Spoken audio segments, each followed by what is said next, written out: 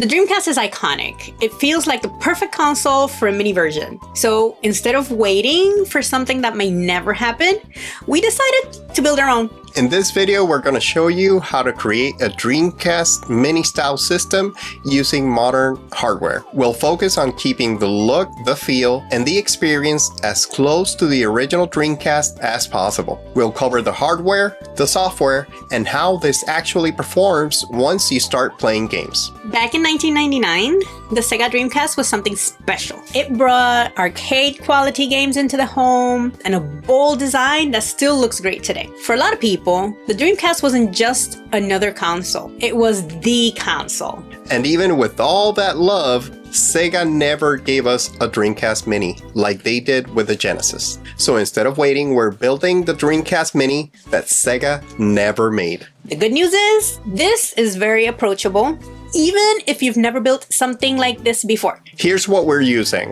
A Retroflag Dream Case made for the Raspberry Pi 5. A Raspberry Pi 5, we're using the 8GB model, a microSD card, controllers, and standard power and micro HDMI cable. For the case, we're using the Retroflag Dream Case. The case is clearly designed to look and feel like a scaled down Dreamcast. Here's what the assembly process looks like.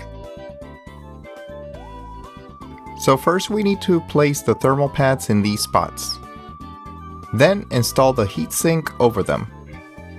There are two tiny silver screws that hold the heatsink on the back of the board. Next, you want to connect the fan cable. Also, go ahead and connect the USB extension cable. Connect the power cable to the GPIO pins. This part is tricky as you have to flip over the board with all cables connected into the case and then insert the two tiny black screws. You have to work them in as best you can. Finally, screw in the remaining long silver screws and replace the side cover.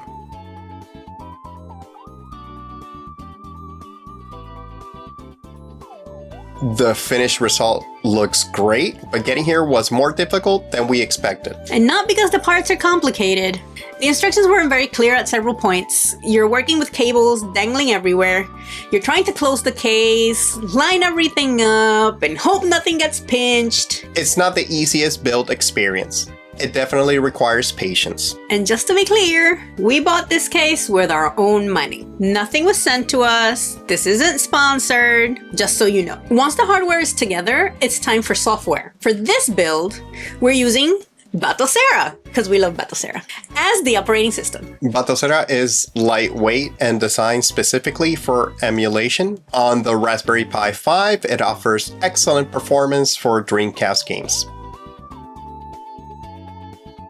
To install Batocera, you want to go to batocera.org. From here, select Download and choose Raspberry Pi 5B. Save the image. Next, you want to download something like the Raspberry Pi Imager to burn that image to an SD card. It's available for Windows and Linux also. Once you install the Raspberry Pi Imager, go ahead and open it. Here we're going to select the device. It's going to be the Raspberry Pi 5. Click Next. Go all the way down and select Use Custom Image from your computer. Select the image we just downloaded. Make sure you insert your micro SD card. In our case, we're using a 32GB micro SD card. Select Next. Choose your SD card. Next. Make sure everything is okay. And click Write. Remember, this will erase all data on your micro SD card.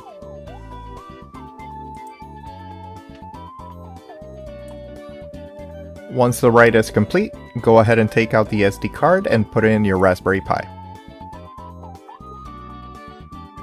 To transfer games to the Raspberry Pi, you want to connect via SMB. In this case, we're using the hostname Dreamcast Mini. If you have stock, it's going to be Batocera. Click Connect. and it's going to ask you for a username and password. The username is root, the password is Linux. From here, choose the share folder. Inside the share folder, go down to ROMs, and then select the Dreamcast folder. And that's it. Just go ahead and paste your ROMs in there. During setup, we wanted this system to feel like it was made only for Dreamcast. So we only included Dreamcast games. No extra systems, no distractions, just Dreamcast. We chose the Artflix Cobalto theme. We disabled the system music, removed bezels, and turned off transition when launching games. We also scraped the games for box art and metadata. We just wanted to push this as close as possible to what the official Dreamcast Mini might have felt like. Now for the most important part, gameplay, because that's what we came for, right? In our testing, games like Soul Calibur, Sega Rally 2, Gunbird, Dynamite Cop, and Daytona USA all ran smoothly at 60 frames per second. Going back into Sega Rally 2 was incredible. It genuinely felt like being back at the arcade. Games like Jet Grind Radio and Hydro Thunder are typically 30 frame per second titles, and they also ran great for us. The controls felt very responsive in our setup, even over Bluetooth. Yes, we're testing with the 8-bit Do Pro 3 controller, and it's a really nice fit. One thing worth mentioning is fan noise. The fan is a bit noticeable in a quiet room. We included an audio recording so you can hear it yourself and decide how you feel about it.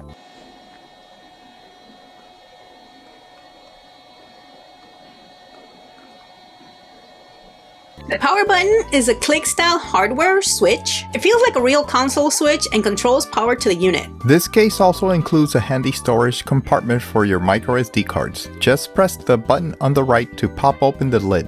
It also has a built-in reset feature that activates when you press down on the lid. Getting that reset button working does take a bit more effort since you'll need to SSH into the Raspberry Pi and set up a Python script. If you want to try it, we have linked a step-by-step guide in the description. So here's the final verdict. This really does look like a Dreamcast Mini. The custom PCB inside the case makes everything work smoothly with the Raspberry Pi 5. Once it's built and powered on, the experience is smooth, stable, and very console-like. If you're willing to be patient during assembly, the end result is absolutely worth it. For Dreamcast fans who always wanted a mini console, this is probably the closest thing you're ever going to get.